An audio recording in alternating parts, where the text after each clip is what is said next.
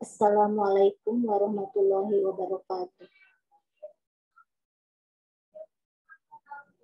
A'udzu billahi minasyaitonir rajim. Bismillahirrahmanirrahim. Ya ayyuhan nasu qad ja'atkum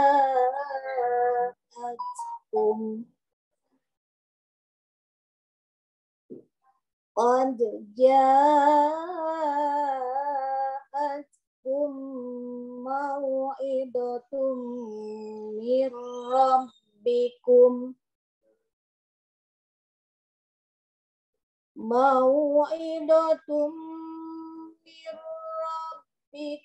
wa shifaa'un lima fis sudur wa shifaa'un lima fis suduri wa hudan wa rahmah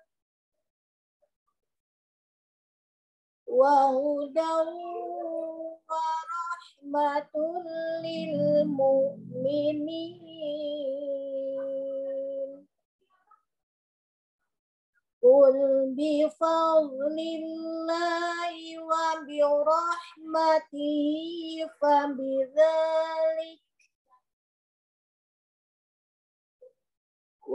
rahmatihi fabidzalika falyafrahu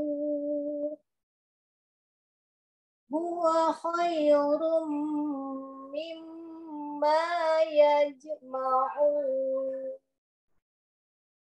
Shadaqallahul azim. Alhamdulillahirabbil alamin.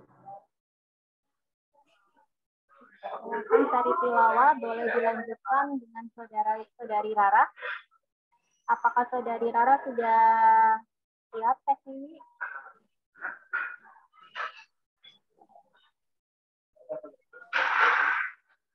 Sudah, sebentar ya, Teh.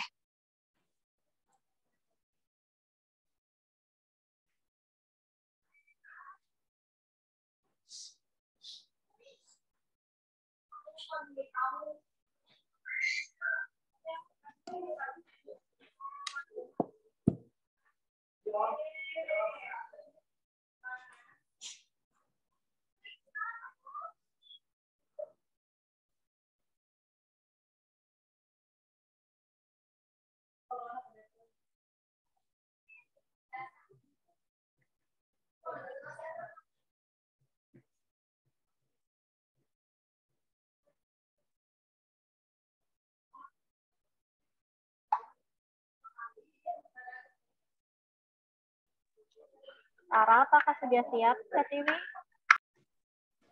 Mohon maaf, Teh, kayaknya kendala sinyal, keluar arahnya barusan. Oh gitu. Baik, sahabat semua, kalau untuk karena Raranya ada uzur ya, terkendala sinyal, jadi mohon izin untuk cari tilawah kita lewati dulu ya. Jadi bisa nanti sambil dibaca sendiri di rumah ya. Baiklah, bentar. Teh Tiwi, apakah Bapak Ustadz Aan sudah masuk?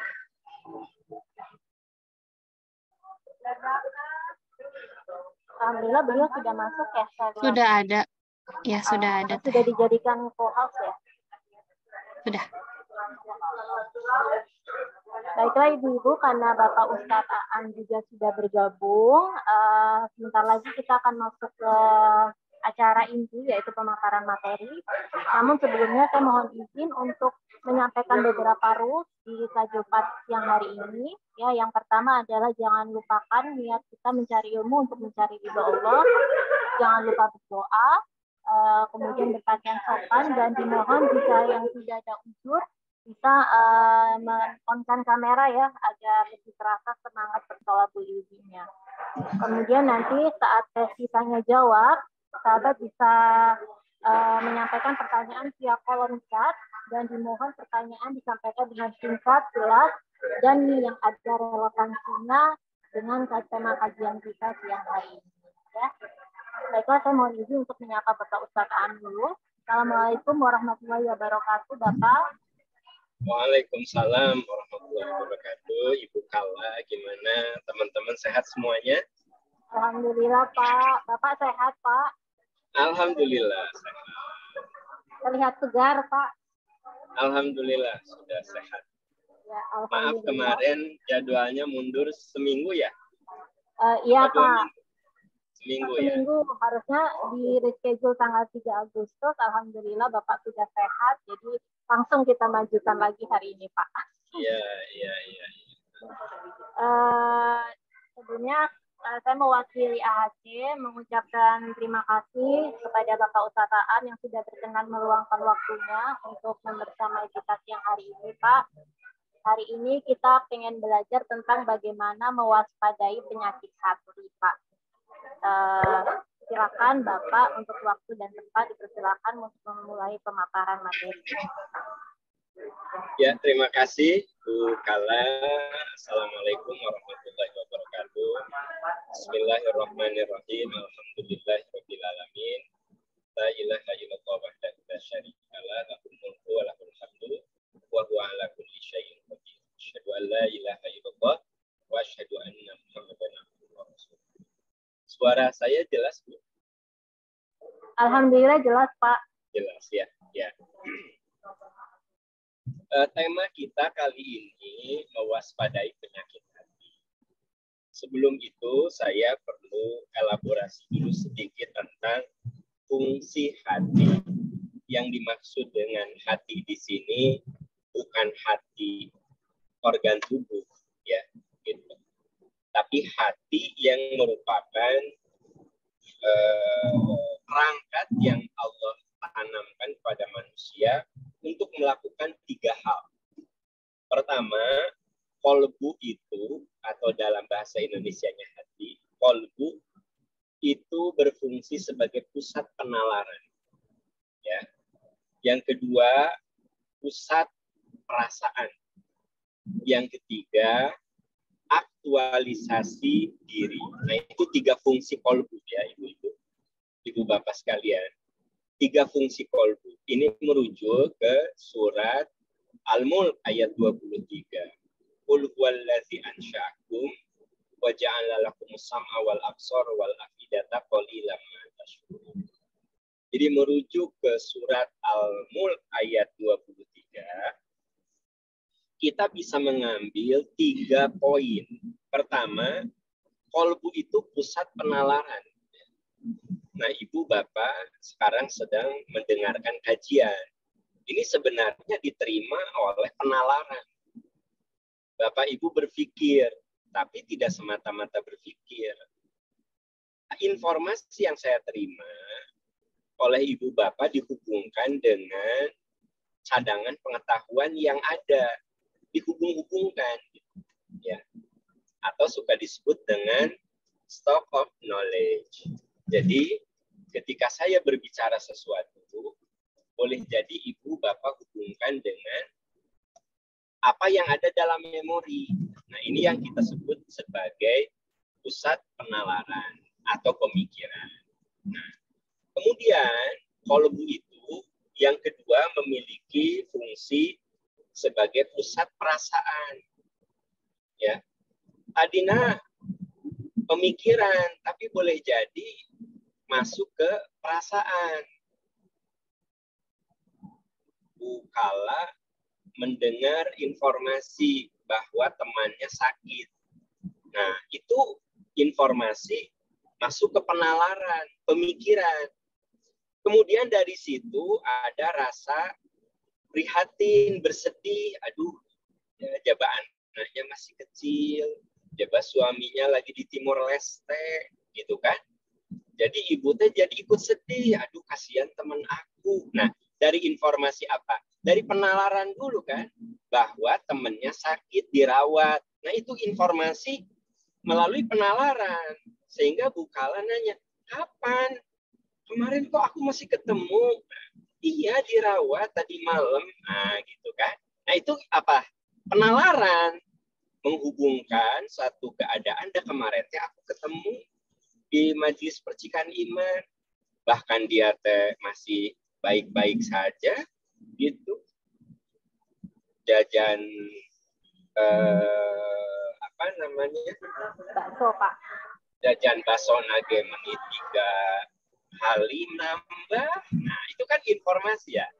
Terus tapi kemudian Bu Kala jadi ada perasaan, aduh, siapa suaminya teh di luar kota, di luar negeri, Timur Leste luar negeri ya teman-teman.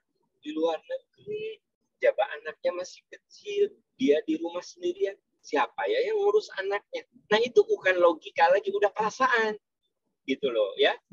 Nah, lalu pusat aktualisasi diri. Akhirnya ibu datang ke rumah sakit, langsung menawarkan, teteh udahlah, anak teteh mah aku urus dulu sampai teteh sehat. Nah, itu kan action, ya, aktualisasi diri gitu. Nah, itu semua diolah dalam kolbu, gitu, teman-teman sekalian. Dalam kolbu. Berarti memang kolbu ini punya peranan yang sangat strategis. Fungsi penalaran, fungsi perasaan, dan yang paling menentukan nanti adalah aktualisasi. Gitu. Sebab boleh jadi pemikiran, perasaan, tapi tidak diaktualkan, tidak, kata Bu Kala, udahlah, biarin aja, toh mungkin ada saudaranya, itu anaknya biar diurus aja sama kakaknya gitu. Aku nggak usah ikut ngurus Nah, berarti kan itu action juga. Jadi akhirnya ibu tidak menawarkan, udah anaknya aku urus dulu aja sampai teteh sakit. Nah, gitu. Jelas ya teman-teman ya. Nah, iya mah kudu contoh tuh pusat penalaran, pusat perasaan, aktualisasi diri. Ibu-ibu pernah datang ke mall nggak? Buy one get two. Nah, apa? Pusat penalaran, ya. Udah gitu perasaannya apa? Iya mah aku kudu beli gitu loh. Tapi antara si penalaran dan perasaan teh, karena ibu lihat, aduh barangnya bagus nih, buy one get two gitu loh. Tapi kata penalaran teh, gak usah belilah. Kan payung mah kamu teh udah punya opat atau tapi jualan payung buy one get two. Ya, beli 1 payung dapat 2 payung. Kata akal teh, ibu resep gitu, seneng ya. Kan itu perasaan. Ih, payungnya lucu ya, gitu ya. Gitu loh. Tapi kemudian kata akal tuh nggak usah belilah, naon sih. Di rumah juga payung banyak kan gitu. Nah, jadi antara perasaan, akal itu saling berdialog. Akhirnya diputuskan, beli saja. Gitu. Biarin di rumah banyak juga. Nah, berarti kan yang menentukan apa? Kolbu. Walaupun kata akal teh nggak usah beli, gitu kan. Ibu pernah nggak kata suami teh, mah udah nggak usah belilah, gitu.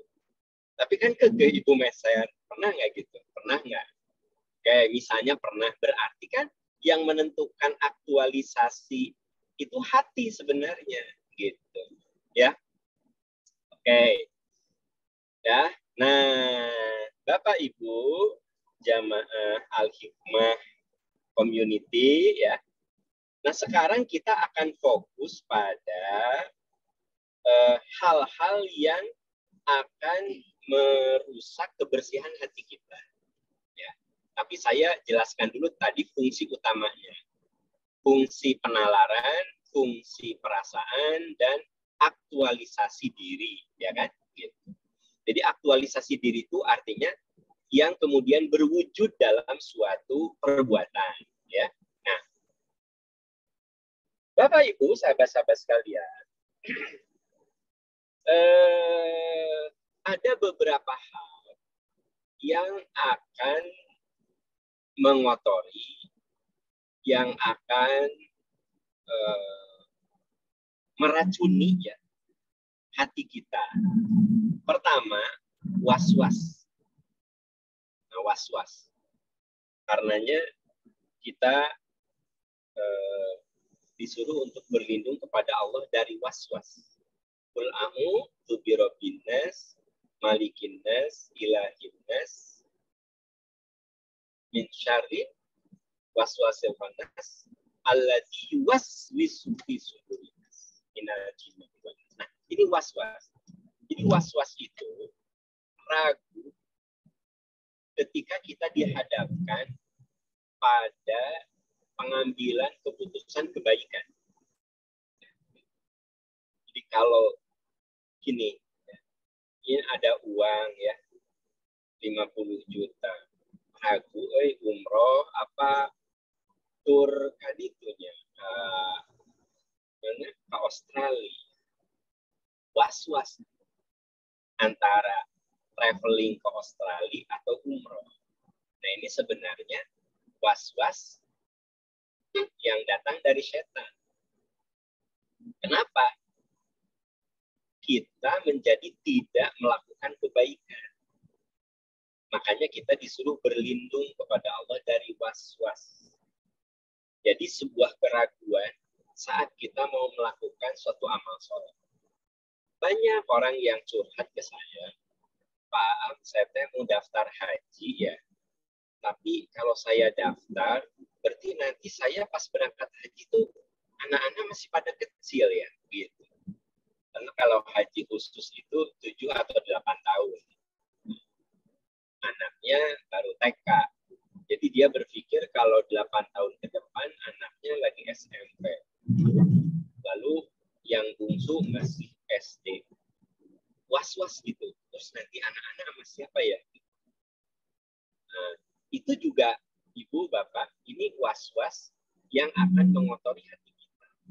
Jadi kita kudu jeli, ini was-was datang dari setan atau was-was yang sifatnya manusiawi. Karena ada juga was-was yang sifatnya manusiawi. Ada nggak di antara Anda kalau mau nyebrang besok, ke depan mundur deh, ke depan mundur deh. Ada ya, saya bikin rudet orang yang nyetir. Gitu. Tapi kan kenyataannya ada ya was-was. Nyebrang mundur deh, nyebrang mundur deh. Nah, itu mah was-was yang manusiawi. Boleh tidak? Ya sah-sah saja, itu hal yang manusiawi gitu loh. Ada rasa takut, was-was. Jadi ada was-was yang sifatnya manusiawi. Nah, yang harus diwaspadai was-was yang datangnya dari setan, yaitu was-was yang menyebabkan kita menjadi tidak berbuat kebaikan. Gitu. Ibu ngantar anak sekolah, terus ibu teh nyampe di sekolah was-was. Nanti dari rumah teh tadi dikuncinya ya? Dikuncinya ya? Nah, saya ingin tanya, itu was-was apa? Manusiawi. Was-was manusiawi gitu. Jadi jangan gini, aduh aku teh ragu eta kunci mobil apa rumah teh udah dikunciin teh. Ada sia was-was di setan kamu teh. Eta mah bukan was-was dari setan. Itu mah was-was yang manusiawi gitu loh. Ya. Saya bawa mobil. Ya, udah gitu teh macet. Saya lihat bensin, was-was. Takut kehabisan, maka di jalan tol ya. Gimana ya? Nah, itu was-was yang manusiawi gitu loh. Jadi Ibu, Bapak, bedakan antara was-was yang manusiawi dan was-was yang akan mengotori hati. Jadi was-was yang mengotori hati adalah was-was yang menyebabkan kita tidak berbuat kebaikan. Kemarin ada yang was-was nggak? Mau pergi ke MPI. Pahamnya ada nggak ya? Pahamnya ada. Ya ente akhirnya Anda nggak ngaji ya. Nah, eta teh was-was dari setan eta teh kan gitu. Kenapa? Karena Anda jadi nggak ke pengajian gitu. Kala jadinya nggak ngaji karena was-was. Kemarin pengajian di Al-Jum'ah juga gagal lah, kayaknya si pahamnya nggak hadir nih. Akhirnya nggak pergi kan. Nah, itu was-was yang datang dari setan. Nah, jadi kita kudu bisa mengantisipasi mana was-was yang sifatnya manusiawi, mana was-was yang sifatnya dari setan. Intinya sederhana. Was-was yang mengotori hati adalah was-was ragu yang menyebabkan kita tidak berbuat amal soleh. Nah, itu namanya was-was yang datang, yang akan mengotori hati. Yang kedua, ya, hal yang akan mengotori hati kita itu adalah amarah. Amarah. Allah Subhanahu wa Ta'ala ya, menempatkan pengendalian amarah itu sebagai ciri orang takwa. Kalau ibu-ibu lihat di surat Ali Imran 133 sampai 136. Nah, di situ ada firman Allah yang mengatakan wasari'u ila magfiratin min rabbikum wa jannatin arduhas samawati wal ard. Bersegeralah kamu kepada ampunan Tuhan yang luasnya seluas langit dan bumi disediakan bagi orang takwa. Siapa orang takwa itu? Alladzina yunfiquna fis sarra'i wad dharra wal kadhimina al-ghaidh. Orang yang bisa mengendalikan amarahnya. Kenapa? Karena amarah itu di antara hal yang akan mengotori hati kita, mencemari hati kita. Bapak Ibu, kalau dengan amarah kadang kita suka tidak bisa mengendalikan lisan. Dengan amarah kadang kita jadi melupakan kebaikan orang. Ya. Misalnya satu saat asisten rumah tangga ibu itu memecahkan barang yang menurut ibu berharga. Gitu. Ibu kan seumur-umur nggak pernah ke Pelabuhan Ratu. Satu saat ibu bawa oleh-oleh dari Pelabuhan Ratu.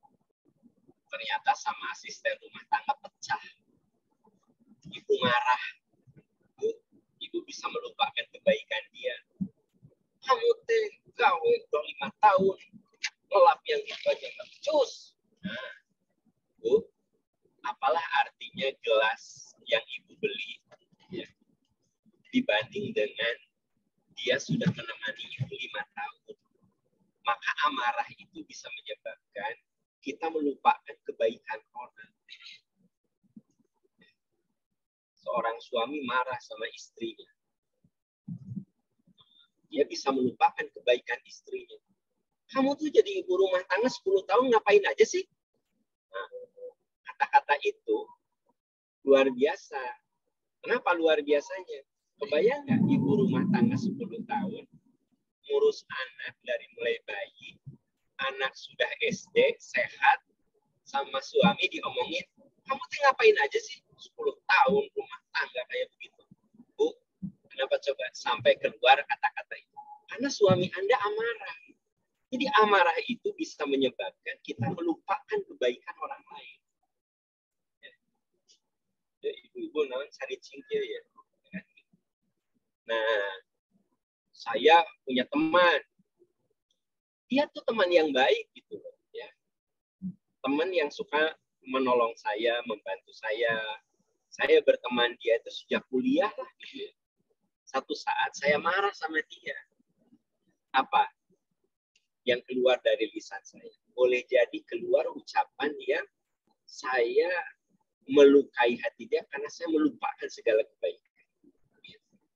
Nah, makanya amarah itu menurut surat Ali Imran ayat 133 sampai 136 bagian dari ciri orang takwa. Karena orang takwa itu dia menjaga hatinya. Dia jaga hatinya dengan cara berusaha untuk mengendalikan amarah. Gitu. Nah, tapi kan amarah itu, marah atau amarah gitu, kan inherent ada pada diri kita. Iya, memang ada. Makanya Quran menyebutnya juga al-kadziminal ghaidz, mengendalikan marah, bukan tidak marah. Jadi kita ini, kalau hati kita ingin bersih, tidak terkontaminasi, tidak terkotori, coba mengendalikan marah. Ibu-ibu tahu kan cara mengendalikan marah? Kalau marah gimana? Pertama apa? Kalau ibu marah gitu, bapak marah, gimana? Duduk. Duduk, Pak. Baca ta'awudz. Oh iya, tahu. Tahu. Jangan duduk. Jadi ibu marah sama suami. Auzubillahiminasyaitonirrajim. Tapi auzubillahnya dihayati ya. Auzubillahiminasyaitonirrajim. Suami malah ngomong gini. Shadaqallahul adzim. Jadi kan ibu kalau marah itu ta'awudz ya. Kalau sudah ta'awudz masih marah juga, baru yang Bu Kala sebut tadi. Merubah posisi. Kalau berdiri, duduk. Kalau duduk masih marah juga, tiduran. Coba Bu Kala marah sambil tiduran gimana? Sama nggak dengan marah sambil berdiri gitu ya? Ibu-ibu yang lain. Ibu ya marah sama anak sambil tiduran. Bandingkan dengan marah sambil berdiri. Kira-kira ekspresif mana tuh? Lebih ekspresif sambil berdiri. Makanya betul kata Nabi, ubah posisimu. Kalau kamu lagi berdiri, duduk. Kalau dengan duduk masih marah juga, berbaring. Nah, ya. Itu tuh Bu ada di dalam hadis riwayat Imam Abu Dawud. Nah, kemudian yang ketiga, kul khairon auliyas, diam. Ya. Kenapa diam? Karena kalau kita marah lalu ngomong, mungkin enggak omongan kita tidak terkendali. Mungkin. Ya. Makanya banyak orang yang terlukai oleh omongan kita saat marah. Yang paling parah, kita nanti nggak merasa. Emang aku tuh ngomong gitu? Nah, kan gitu. Kata Anda teh, ayah teh ngomong ke mama teh. Emang ayah ngomong gitu? Abahnya teh, ibu kesalnya ke suami ibu. Ibu mah diomongin segitu nyelekitnya. Suami ibu cuma ngomongin, emang ayah marah gitu ke mama saat itu. Jadi dia terlupa. Makanya kata Nabi di dalam hadis riwayat Imam Ahmad, kul khairon, kamu bicara yang baik. Kalau tidak bisa, diam saja. Gitu. Nah, yang keempat, berwudulah. Itu diriwayatkan oleh Imam Ahmad. Kata Nabi, sesungguhnya kalau kamu marah, setan itu masuk pada dirimu. Maka berwudulah. Dengan wudu itu setan keluar darimu. Nah, berwudu. Masih marah juga, sholat. Ya, itu diriwayatkan oleh Imam Tirmidzi. Sholat syukur. Dan saya yakin tidak ada orang yang marah-marah sedang sholat kan. Allahu Akbar, baca wajah lillahi, itu malah ya ada yang baik.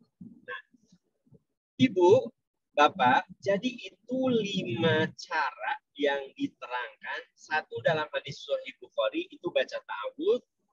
Lalu di dalam hadis Imam Abu Dawud mengubah posisi, ya, bisa tadinya berdiri, duduk, atau berbaring. Yang ketiga, diam, tidak bicara. Itu menurut riwayat Imam Ahmad. Kemudian masih menurut riwayat Imam Ahmad, berwudu. Lalu menurut hadis riwayat Imam Tirmidzi, kita sholat syukur atau sholat duha, tergantung konteksnya, tergantung waktu. Nah, kenapa sampai sedetil itu Nabi memberikan arah? Karena Bapak Ibu, sahabat Al-Hikmah Community, karena amarah itu di antara yang akan mengotori hati kita. Ya, satu apa tadi? Was-was. Yang kedua, amarah. Nah, yang ketiga, sombong. Sombong itu bisa mengotori hati kita. Sombong itu suatu perasaan bahwa kita lebih baik dari dia. Motor yang gitu aja. Karena Anda mengatakan bahwa motor dia teh butut. Mendingan saya motor teh banyak. Dia pergi kemana ganti-ganti motor. Pakai Grab, Pak. Iya, pakai Grab kan gitu. Punya mobil ini sombong. Mobil teh banyak. Udah gitu sopir aku teh banyak lagi. Karena selalu pakai bokar. Nah, jadi maksud saya, sombong itu sebenarnya inherent tuh ada pada diri kita semua loh, Ibu Bapak. Ada. Kapan kesombongan itu muncul? Kalau Anda lihat dalam surat Al-Alaq, ar-ra'ahu istaghna, ketika kita merasa lebih dari orang lain. Ya. Kapan kita bilang, kita jelema meni penek. Nah, ketika kita lebih tinggi dari orang itu. Benar nggak sih? Tinggali. Si Pak meni penek itu. Nah, karena Anda lebih tinggi dari saya. Gitu. Ya nggak? Berarti kan Anda merasa lebih. Gitu. Itu jelema meni bodoh gitu. Karena kita merasa lebih pintar dari dia. Ya nggak? Gitu. Ya Allah, eta kulit meni hidung gitu. Karena kita merasa lebih putih dari dia gitu kan. Nah, jadi kalimat-kalimat kesombongan itu muncul karena ar-ra'ahu istaghna.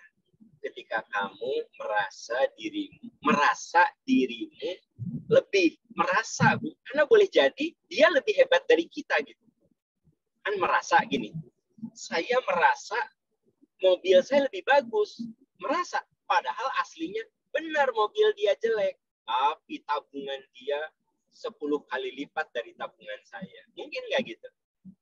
Mungkin. Makanya Quran mengatakan sombong itu terjadi ar-ra'ahu istaghna. Ketika orang itu merasa. Jadi kalau rasa itu belum tentu nyata gitu. Ya, belum tentu nyata. Saya merasa lebih kaya dari dia. Karena saya lihat rumahnya biasa-biasa aja gitu. Mobil nggak punya, cuma motor aja. Saya merasa lebih kaya. Padahal ternyata dia jauh lebih kaya dari saya. Nah, jadi kesombongan itu muncul ketika orang itu merasa. Ar-ra'ahu istaghna. Ya. Nah, ini dijelaskan dalam surat Al-Mu'min ayat 27. Ya. Al-Mu'min ayat 27. Nah, kesombongan itu kenapa disebut penyakit hati? Karena kesombongan itu akan menyebabkan kita menolak kebaikan.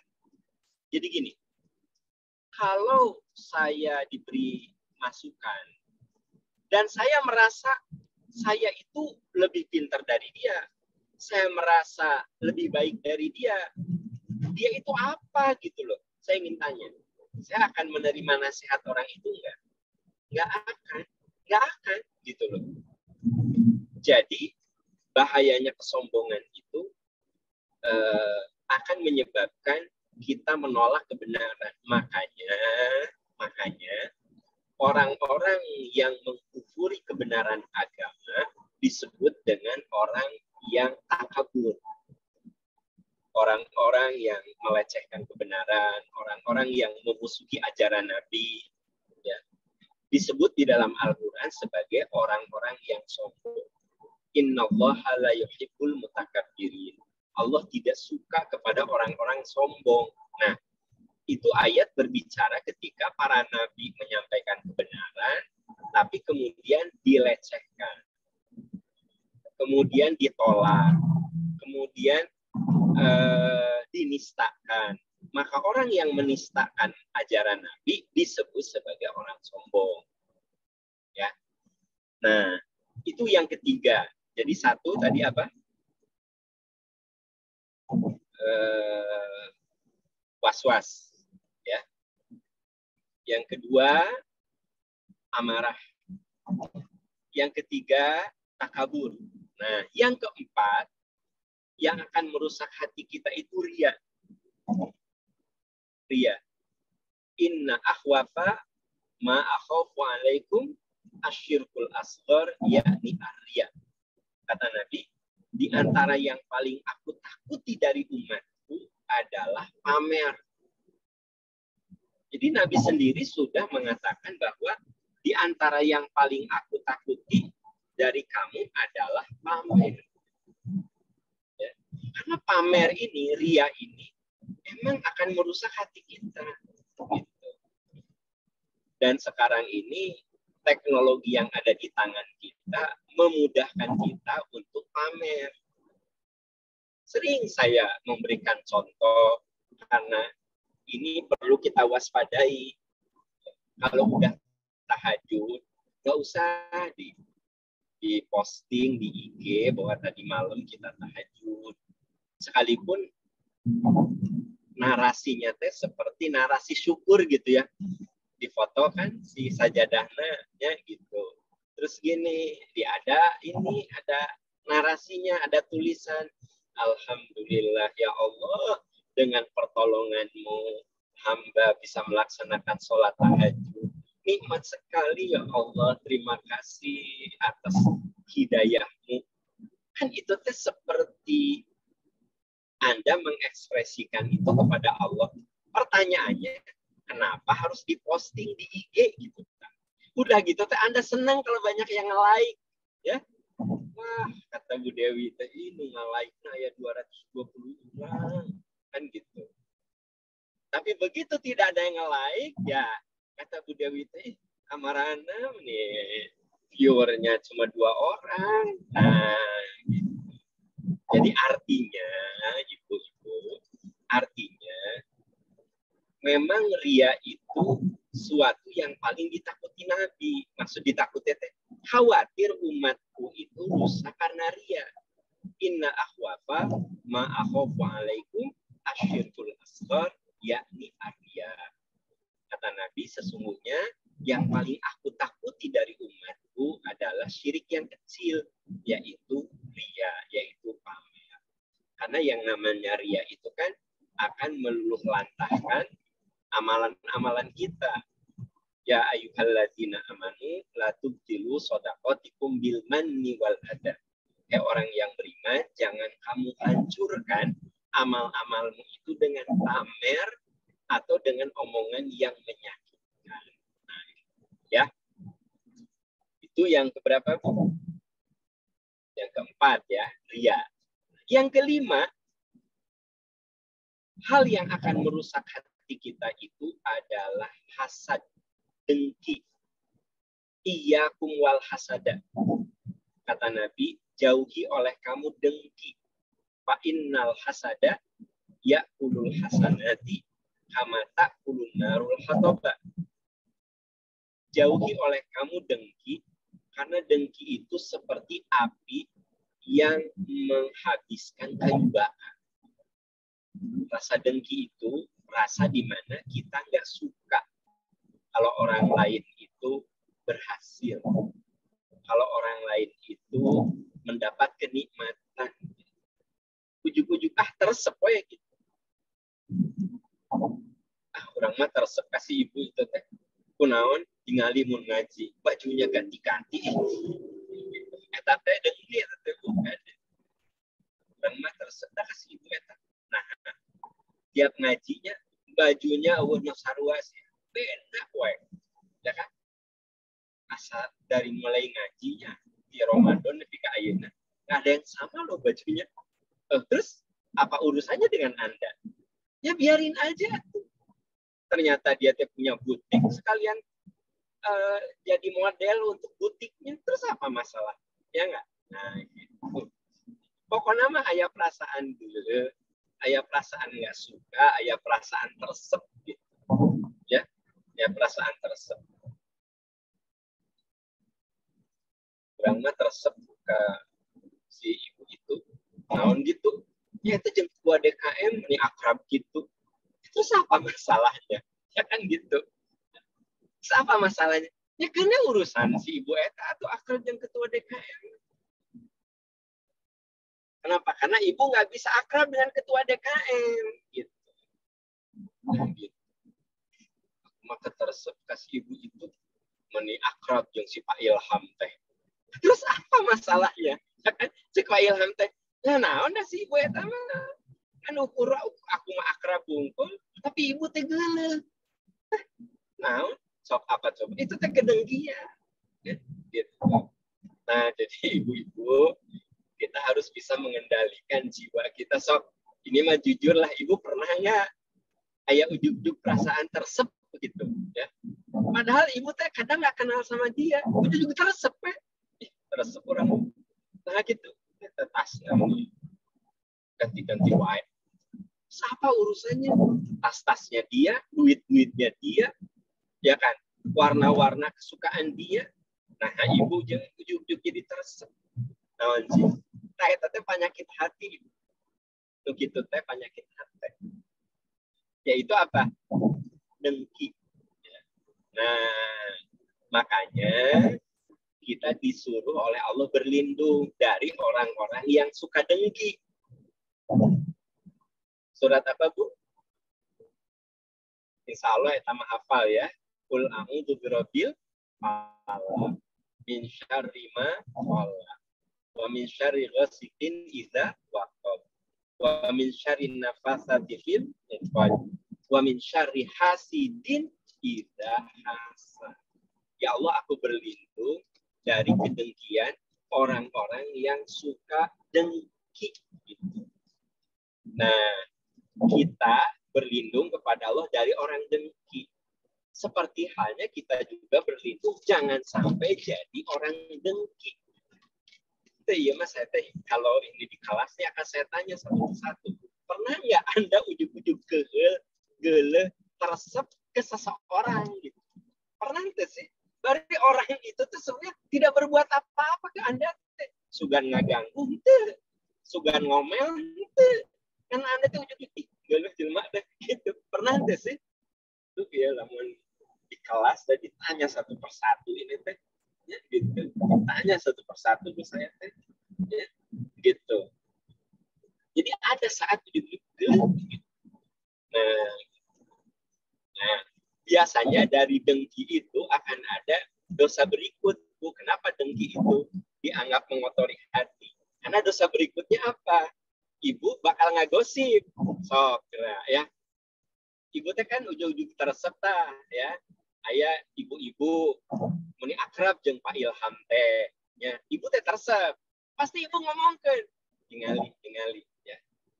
Ikutin tingali. Si ibu eta tingali. Ka Pak Ilham, tingali tuh. Ya. Leuh kan orang kan si ibu eta teh naon sih? Nah, ibu jadi ngomongkeun, betul enggak sih?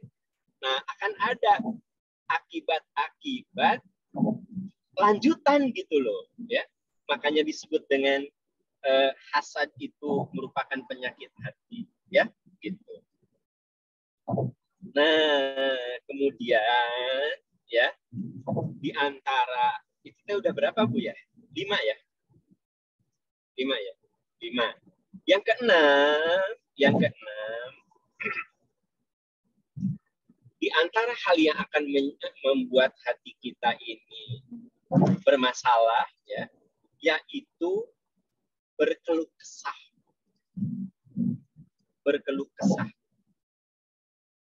dan putus asa. Jadi keluh kesah dan putus asa ini berdekatan. Ini dijelaskan di surat Al-Ma'arij ya Bu ya. Al-Ma'arij ayat 19 sampai 21. Ya. Innal insana khuliqa halu'a idza massahu syarru jazua wa idza massahu khairu manu'a.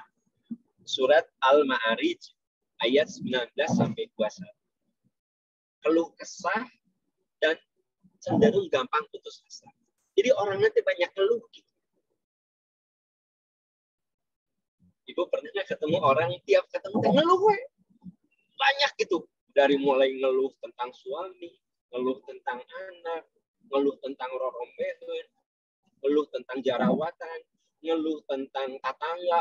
Jadi tiap ketemu Anda tuh rasanya keluhan itu selalu ada gitu kan. Ada orang yang gawainnya ngeluh aja gitu. Nah, itu sebenarnya orang yang berpenyakit hatinya.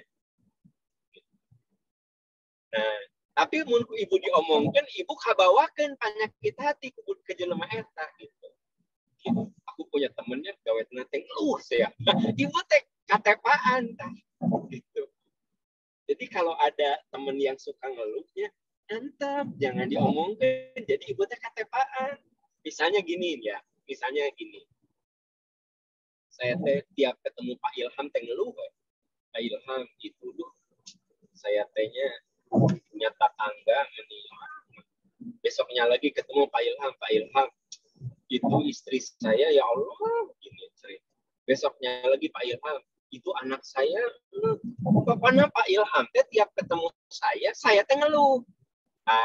Hati-hati Pak Ilham, kita Pak Ilham teh ketemu ya dengan Butina.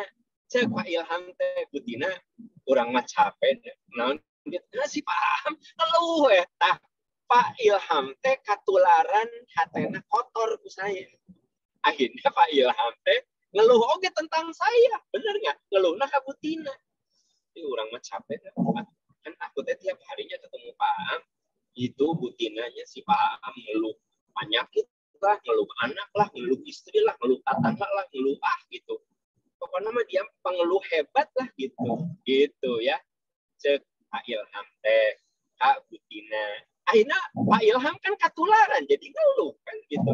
Hati-hati Bu, kalau Anda gaul dengan tukang ngeluh, Anda teh ngeluh ke orang lain. Nah, itu teh katepaan.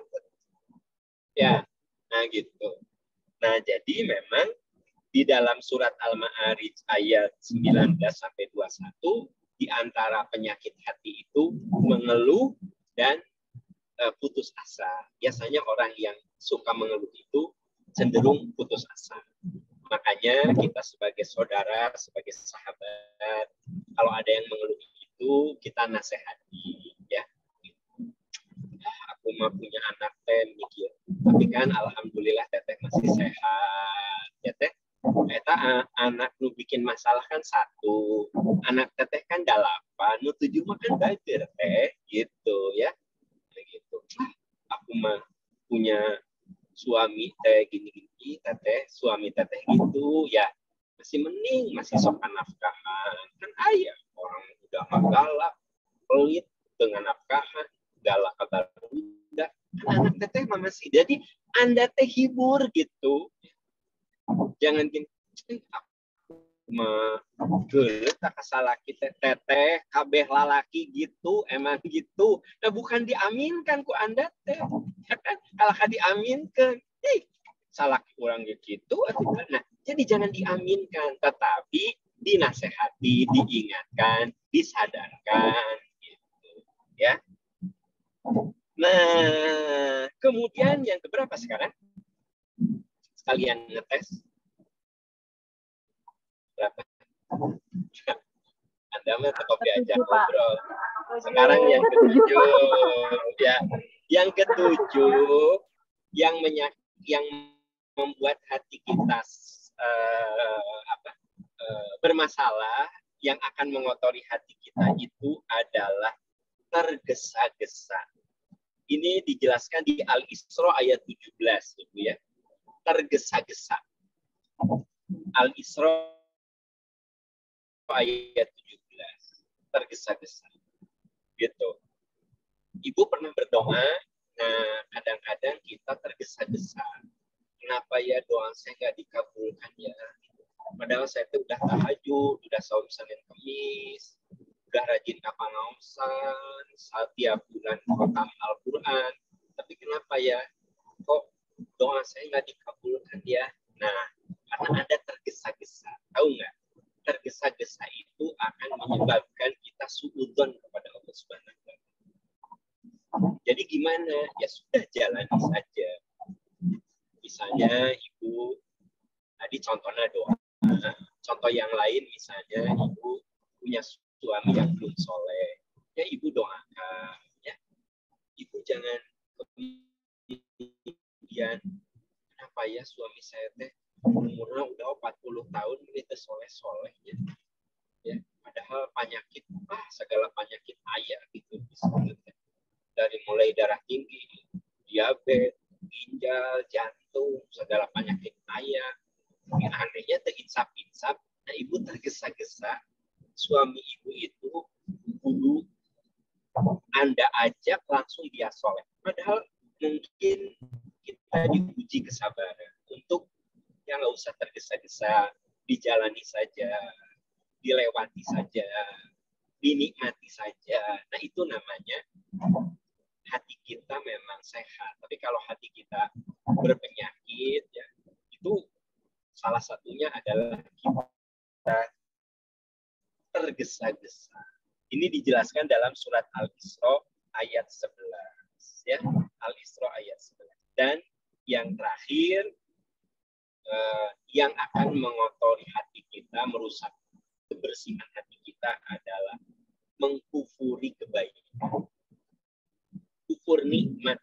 Ya. Nah, ini dijelaskan dalam surat Al-Adiyat ayat 6 dan 7. Wal adiyatu dhabha fal muriyati qadha fa asarna bihi na'a fa wasatna bihi jam'a. Innal insana li rabbihi lakanun wa innahu bil khairi lasyadid. Innal insana li rabbihi lakanun.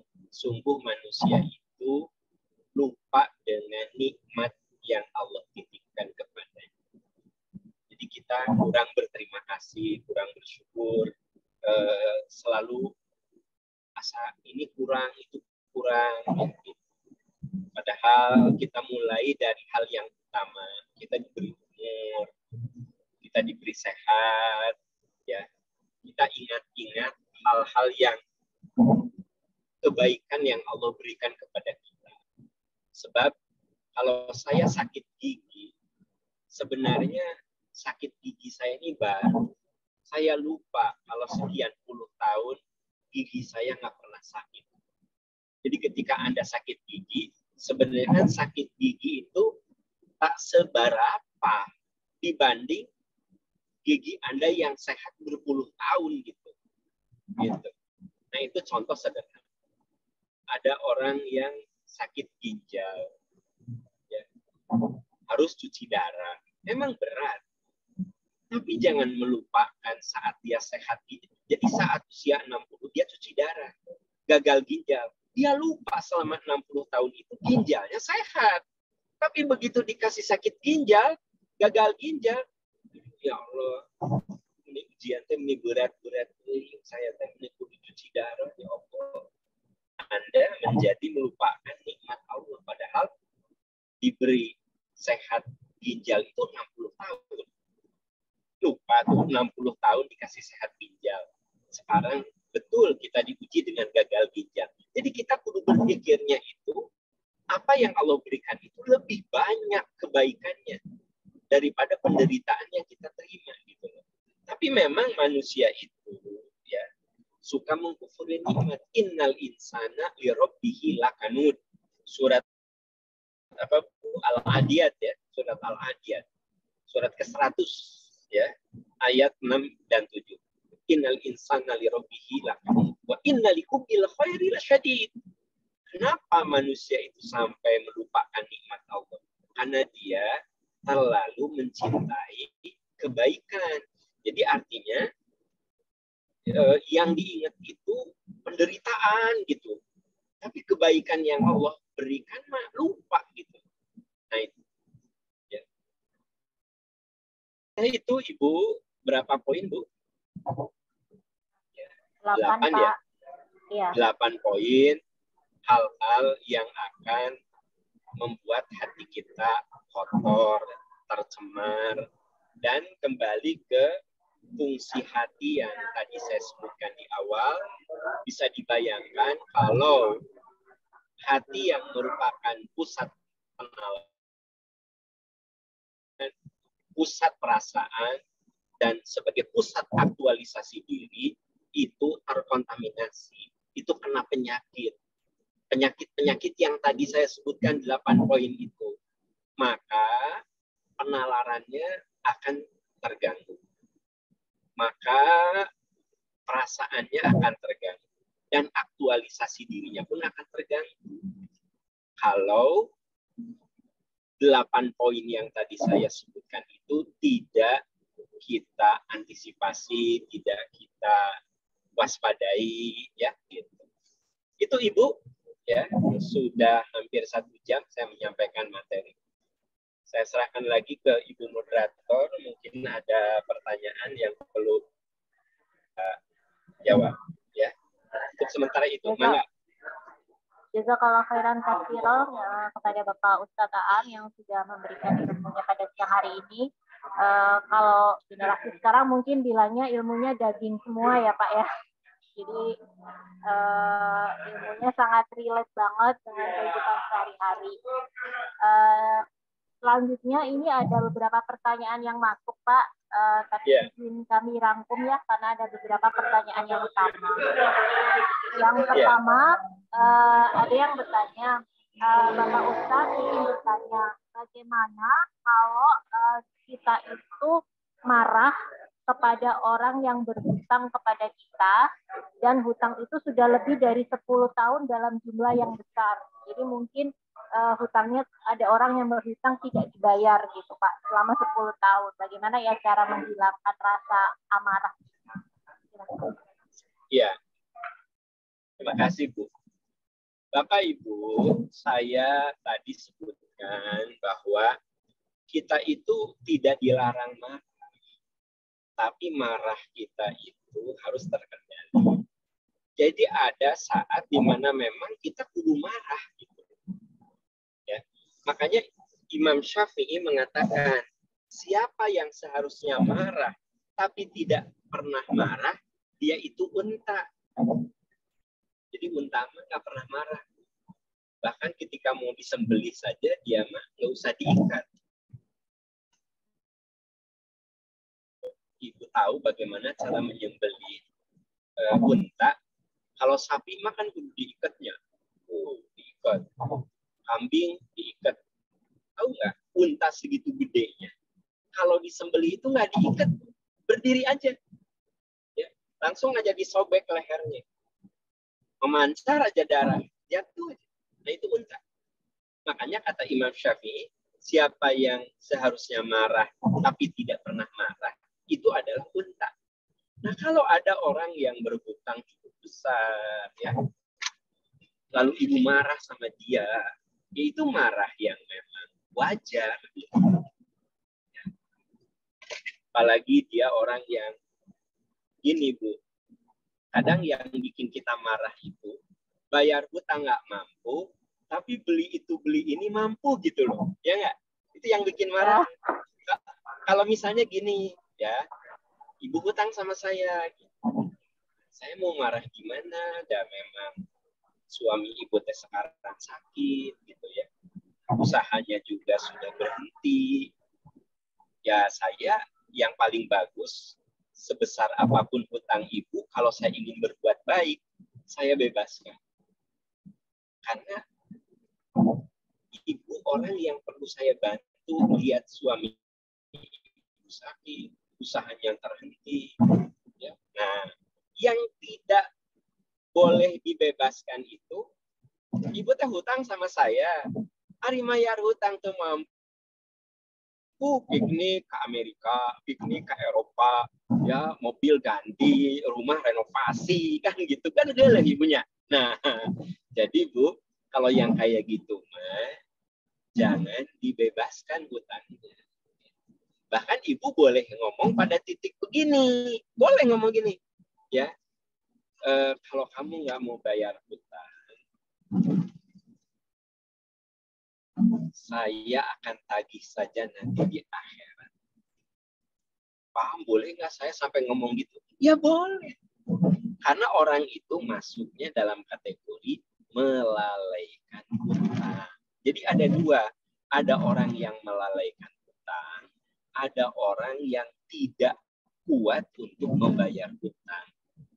Saya seringkali mengatakan, bebaskanlah orang-orang yang tidak kuat membayar hutang karena uzur syar'i. Uzur syar'i itu Bu bisa karena sakit, bisa karena bangkrut, bisa pokoknya uzur syar'i lah ibu tahu uzur syar'i. Sok bebas dulu. Itu janji Nabi, janji Allah itu apa? Man yassara ala muksirin yassarallahu fid dunya wal akhirah. Siapa yang meringankan beban kehidupan seorang muslim, maka Allah akan ringankan beban-beban dia di dunia dan akhirat. Gitu loh. Tapi kalau orang itu lalai hutang dan ibu marah, itu mah boleh-boleh saja ibu marah. Gitu. Ya.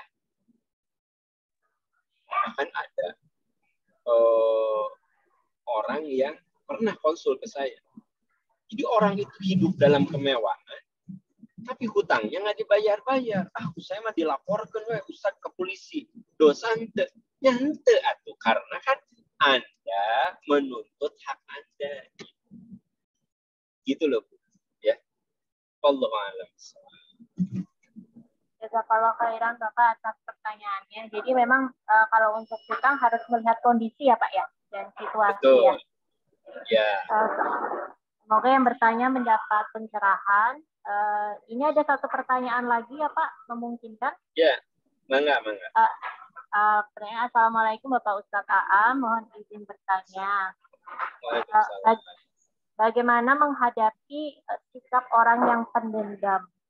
Jadi kesel kepada orang karena menyakiti hatinya, dan bahkan ketika orang yang menyakiti itu sudah meninggal, kita masih belum bisa memaafkan. Bagaimana ya Pak? Nah, ini mah rada parah ya penyakitnya ya. Jadi kebayang tuh orang udah meninggal kok masih dendam tuh gimana gitu loh. Ya kan? Ningali kuburan teh utah tajongan itu kuburan. Gitu. Jadi saking kesel datang ke kuburan di tajongan kan gitu. Geuleuh aing mah kan gitu. Orang udah mati kok didendami. Ya. Nah, iya mah kudu hanya rada parah ya penyakitnya ya kalau ini. Saya juga agak bingung kalau kanker mah udah stadium 4 ya teh. Ya kan gitu udah susah diobatinnya yang mana gitu kan gitu. Jadi gini Bu, ya. Saya bilang marah itu boleh. Marah itu kan dalam marah itu suka ada dendam sedikit lah. Nah, si rasa dendam teh dikendalikan sampai syukur-syukur kita ini jadi netral gitu kan. Hebat. Tapi Ari sudah mati masih dendam. Nah, saya kayak baru seumur hidup saya jadi penceramah, baru kali ini ada pertanyaan yang sedahsyat ini. Jadi masih dendam kan maut. Ya, coba tanya ke ustadz lain kumaha solusinya ya gitu. Karena ilmu saya tidak menjangkau kumaha masih dendam kan geus paeh gitu. Ya sudahlah, kudu banyak istighfar ya mun aya ibu-ibu di dia nu kitu seueur istighfar Bu, seueur naos Bu, ya terus asah hatinya gitu, karena ieu rada berat ya kalau masih dendam kanu maut.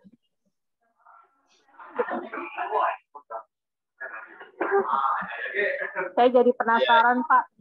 Penasarannya menyakiti sampai apa ya? Ya, sebenarnya gini, Ibu Kala. Kadang orang pendendam itu belum tentu disakitin sakit pisan gitu loh. Belum tentu juga. Kan Bu Kala nanya, tapi disakiti kumaha sih sampai geus maot masih dendam? Belum tentu disakiti yang gimana, belum tentu gitu loh. Belum tentu juga gitu.